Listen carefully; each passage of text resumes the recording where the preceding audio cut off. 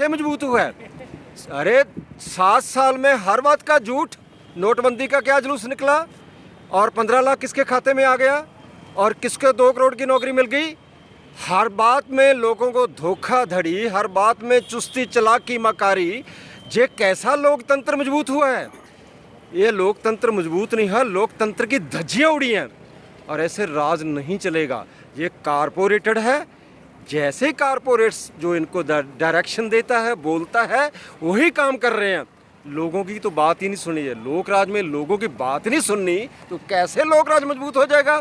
बिल्कुल मजबूत नहीं। एक सर्वे चलाया जा रहा है नेशनल टीवी पे, जिसमें दिखाया जा रहा है 7 साल की लोकप्रियता को देखते हुए 65% लोग मोदी जी को दोबारा देखना चाहते हैं। और जो ओ सर्वे है, हाँ, तो उनका अपना मीडिया तो बनाएगा ना, उनका अपना सर्वे तो परसेंटेज दिखा देगा। लेकिन वो गोदी मीडिया है तो लोगों में आए, यहाँ किसानों में आए, तब पता चलेगा कि परसेंटेज कितनी है। और बंगाल ने बता दिया परसेंटेज, यूपी बता रही है परसेंटेज तो हम वो देखेंगे। हम गोदी मीडिया का परसेंटेज नहीं मानेंगे, हम देखेंगे कि रिजल्ट क्या आ रहे हैं। 5 राज्यों में 3 में हारते हैं, तो कैसा परसेंटेज है ये? और फिर यूपी में तो पंचायत चुनाव हार रहे हैं। पंचायत चुनाव तो हर बार स्टेट के होते हैं, जिसका राज वही पंचायत राज उस तरफ जाता है। लेकिन सच ही और है। हाँ, तो अपने अंकड़े अपना दिखाना, अपना गोदी मीडिया चलाना, ये धोखाधड़ी अब नहीं चलेगी, क्योंकि लोगों का अपना सोशल मीडिया है, उस पर लोग जो है सही जो सच है वो सामने आ रहा है। लेकिन उन लोगों का ये कहना है कि चुनाव में हार जीत तो होते रहते हैं, लेकिन प्रधानमंत्री के कार्यकाल में देश बहुत अच्छा चल रहा है, देश का विकास हो रहा है। हाँ, क्या विकास हो रहा है कि गंगा में वो लाशें आ रही हैं। ऐसा विकास तो हमारे धरती तहसील में पहली बार देख रहे हैं। और फिर देश में कोरोना है, कोरोना के फ्रंट में तो हम सोए हुए हैं, उसको यूज़ कर रहे हैं एक टूल की तरफ, हथियार की तरह। कोई वैक्सीनेशन कोई मौके पर नहीं है, कोई मेडिसिन नहीं है, कोई वेंटिलेटर नहीं है, कोई पूरे डॉक्टर नहीं है, पूरे हॉस्पिटल नहीं है, तो कैसा विकास हो रहा है ये? और देश में सन 47 के बाद जितनी लोगों की बुरी हालत हुई है, झुग्गी वाला, झोपड़ी वाला, हाँ, तो तब लगा दो लॉकडाउन, यहाँ बंद कर दो सभी कुछ। 2-2, 250 किलोमीटर कैसे लोग तो रहे। वो विकास का इनका बहुत कमाल का मॉडल देखा हमने। और वो लाशें जब जिस घर में आती हैं, जिस घर से जाती हैं, हम तो कहते हैं कि कोरोना इनको ज़रूर होना चाहिए। तो कैसे ठीक हो रहे हैं ये ड्रामा करते हैं कि इसको होया उसको होया, तो ये ठीक हो रहा है और लोग मर रहे हैं। तो क्यों? कहना है कि ये बीजेपी की सरकार है, तो इसमें मानिए कि 15% या 20% लोगों की जान गई, लेकिन कांग्रेस की सरकार होती तो 70% जान जा। हाँ, तो वो तो बात कर रहे हैं हमें कांग्रेस से कोई हमदर्दी नहीं है। ये सभी एक जैसे लोग हैं, उनकी पॉलिसीज लेकर आए हैं कांग्रेस, और ये पॉलिसीज इम्प्लीमेंट कर रहे हैं। जब वो लेकर आए तब वो विरोध कर रहे थे। निकालो पार्लियामेंट का नेट पर रिकॉर्ड, ये सभी इन पॉलिसीज का विरोध करते थे। ये स्वदेशी की बात करते थे। अब विदेशी नीतियाँ के ऊपर कानून बनाना और उनके कारपोरेट्स की सेवा करनी, कहाँ स्वदेशी इनका? तो लोगों के ऐसा धोखाधड़ी अब नहीं चलेगी। देश लोगों का है, लोगों के साथ ही लोकराज होगा। लोगों को ऐसे मारकर, ऐसे उजाड़ कर, उनकी ज़मीनों को धक्के से कारपोरेट्स को देकर, देश का जो जल है, जो कुदरती सोमा है, उसका बिजनेस उसको बेचकर, देश के जंगल बेचकर, या हमारी भाषा में कहें कि पूरा देश को बेचकर, ये कैसा विकास, कैसी बातें कर रहे हैं? तो कैसा ये राज की बात कर रहे हैं? राज लोगों के साथ चलेगा, लोगों को साथ लेकर होना। और ये कानून, इनका कानून कहता है कि जो केंद्र है तो खेती बाड़ी जो है राज्यों का विषय है, उस पर तो कानून बना ही नहीं सकते। ये सभी क्षेत्र में ऐसा कर रहा है। एजुकेशन में भी ऐसा ही किया है इन्होंने। जो नेशनल एजुकेशन पॉलिसी लेकर है वो भी राज्यों का विषय है, समवर्ती सूची में है।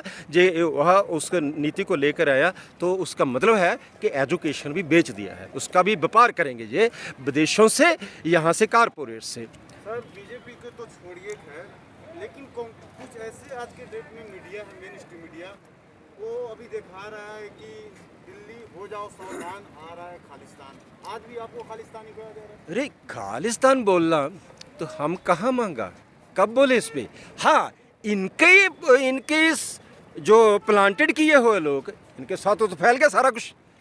जो वो बात करते हैं लोग, उनके बाद हम फोटो देते हैं, इनके साथ बैठते, इनके साथ चलते, इनके साथ आते, इनके साथ जाते, वो प्रधानमंत्री के साथ, गृह मंत्री के साथ।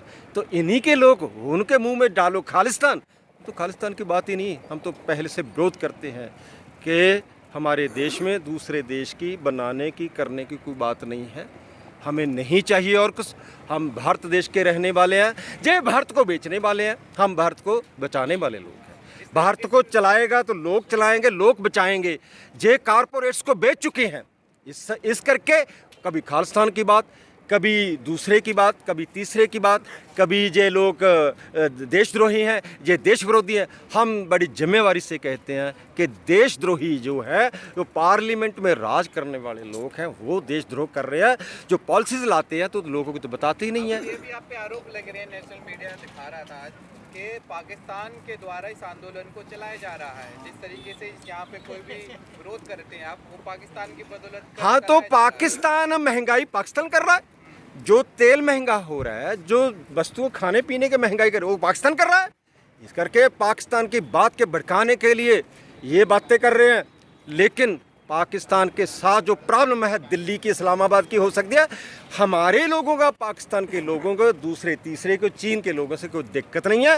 ये सभी हमारा एक्सप्लॉयटेशन करते हैं, जो जज्बाती शोषण करते हैं कि लोगों को पाकिस्तान के नाम बोल दिए, चीन के नाम पर बोल दिए। ये दिक्कत इनकी होगी, इनकी मैनिपुलेशन की होगी, लोगों की कोई दिक्कत नहीं है। इस करके हाँ, तो पाकिस्तान सब चाय पीने जाते हैं, जब उनको बधाई देने जाते हैं जन्मदिन की, तो किसको बोल के गए, किसको पूछ के? हम तो देने के गए नहीं, ये तो बैठे हैं ना, ये तो चाय पी कर आके जगह उसका प्राइम मिनिस्टर को जाके बधाई दे कर आया है। पड़ोसी देश से अच्छे नाले बकवास करते, गाली निकालते हैं, तो पड़ोसी देश को तो बुरा भला क्यों बोलते हैं? एक तरफ उनके साथ चाय पीते हैं, बधाई देते हैं, दूसरी तरफ लोगों को भड़काने के लिए बकवास करते हैं। ये डबल पॉलिसी है कि इस करके ये बोलते हैं वो 4 मारेगा, हम 8 मारेगा। अपना पुत्र मरवाए तो फिर देखेंगे कि कितने मरवाते हैं। ये लोगों के भड़काने की बात है। इस करिए हमें बात पाकिस्तान की मत कीजिए, हमारी खेती की बात कीजिए, हमारी कानून की बात कीजिए, हमारी एजुकेशन की बात कीजिए और हमारी हेल्थ की बात। लोग नर्क में रह रहे हैं, इनको शर्म आनी चाहिए। लोग रूढ़ियों में रहते हैं, गंद में रहते हैं, मक्खियों में रहते हैं, मच्छर में रहते हैं, तब ये भी वहाँ कर रहे। तो बराबरता तो तभी देखेंगी या तो लोग महलों में रहेंगे, नहीं तो ये लोगों को, इनको भी वही गंदी था जड़ा है हम लेकर जाएंगे। इनका राज जो लंबा नहीं चलेगा, धक्के का राज, जबर का राज, जुल्म का राज जो है, उसकी उम्र लंबी कभी नहीं हुई। हिस्ट्री चक के देखो। जिस तरीके से टिकरी बॉर्डर, चाहे सिंघू बॉर्डर कहें, उन बॉर्डरों पे किसान लगातार हरियाणा से आ रहे हैं लगातार। तकरीबन पिछले हफ्ते भी 2000 ट्रैक्टर की ट्रॉली या गाड़ियाँ लेकर आए थे गुरनाम सिंह चड्ढा ने, और इस बार भी लेके आ रहे हैं। लेकिन इस गाजीपुर बॉर्डर पे इस तरीके का कोई दिख नहीं रहा। देखो, आपके सामने गेहूं का सीज़न था, जो गन्ने का सीज़न है बोने का, और गेहूं को काटने का, संभालने का। हाँ, थोड़ा फ़र्क रह सकता है, लेकिन हम तो ये कहते हैं कि एक रश पड़ता है, एक कमिटेड लोग बैठा है, तो जो फाइट रहती, आंदोलन रहता, एजिटेशन जो रहता, वो तो कमिटेड लोगों का है। हमारे गुरु के 5 ही प्यारे थे, 5 प्यारे फाइट में रहे तो बाकी लोग चले गए थे। इसलिए हमें गिनती का सवाल नहीं, हमारी क्वांटिटी का सवाल नहीं, क्वालिटी का सवाल है। हमारा एक सवा लाख से लड़ने वाला है। इस करके कैसी गिनती मिनती की बात है, ये इनका बकवास है, हम उसे घबराने वाले नहीं हैं। और दूसरी बात, आप सिंघू पर जाइए, आप टिकरी पर जाइए, हम आपको रिक्वेस्ट करते हैं, आप वहाँ 11 से 3 बजे तक देखिए कि कैसे किसान आ रहे हैं, कैसे जो नौजवान आ रहे हैं, कैसे विद्यार्थी आ रहा है, कैसे उनके सहयोगी आ रहे हैं, कैसे और लोग आ रहे हैं। तो औरतें आ रही हैं, बीवीज़ आ रहे हैं, बच्चे आ रहे हैं, तो सभी लोग आ रहे हैं। ऐसी कोई बात नहीं है। तो हमारे की हौसला है, हमारे हिम्मत है, हम में दिलेरी है, ऐसी कोई बात नहीं। हरियाणा के अंदर बबीता फोगाट रेसलर हैं और बीजेपी नेता भी हैं, उनका कड़ा विरोध किया गया है आज। और उनके गाड़ी के सामने किसान लेट गए, उन काले झंडे दिखाए। जिस तरीके से लगातार विरोध कर रहे हैं, आगे भी आप बढ़ाते रहेंगे? देखो, बीजेपी का विरोध रहेगा। ये कानून वापस ले ले तब भी रहेगा। क्योंकि इन्होंने 3 कानूनों के साथ और इतना कुछ किया है जो 7 सालों में, और ध्यान दीजिए पिछले 30 सालों में सभी ने लोगों के विरोध में पास किया। पार्लियामेंट में एक भी कानून लोगों के हित में नहीं है।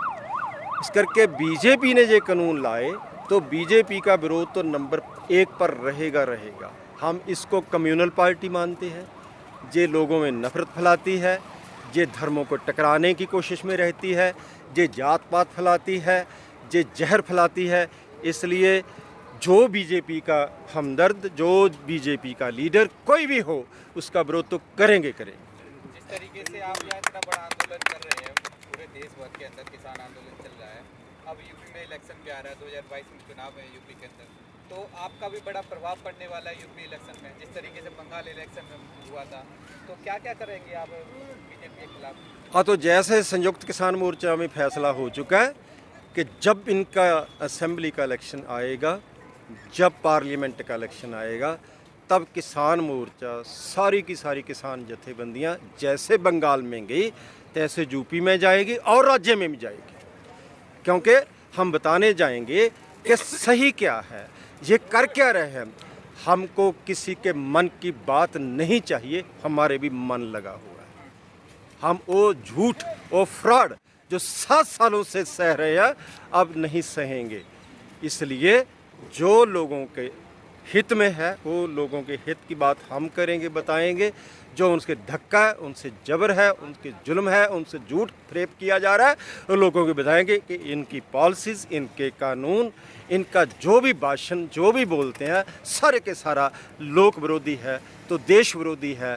हमारे केंद्र जो कुदरती सोमे हैं, उनको उजाड़ने वाला है, उनको बेचने वाला है, तो वो हम लोगों में लेकर जाएंगे। यानी ये समझे कि आपका आंदोलन किसान आंदोलन एक किसान आंदोलन नहीं, बल्कि पूरे देश की जो समस्याएं हैं उनको भी साथ लेकर चलते हैं। किसान आंदोलन 3 कानूनों पर आधारित है, लेकिन हमारी जो समझ है, हमारी जो लियाकत है, योग्यता है, वो यही है कि हमारा देश है, इस देश को बचाना, इस देश को संभालना, इसके कुदरती सोमे बचाना, ये सभी लोगों का जो मुडला, उनका फंडामेंटल जो ड्यूटी है।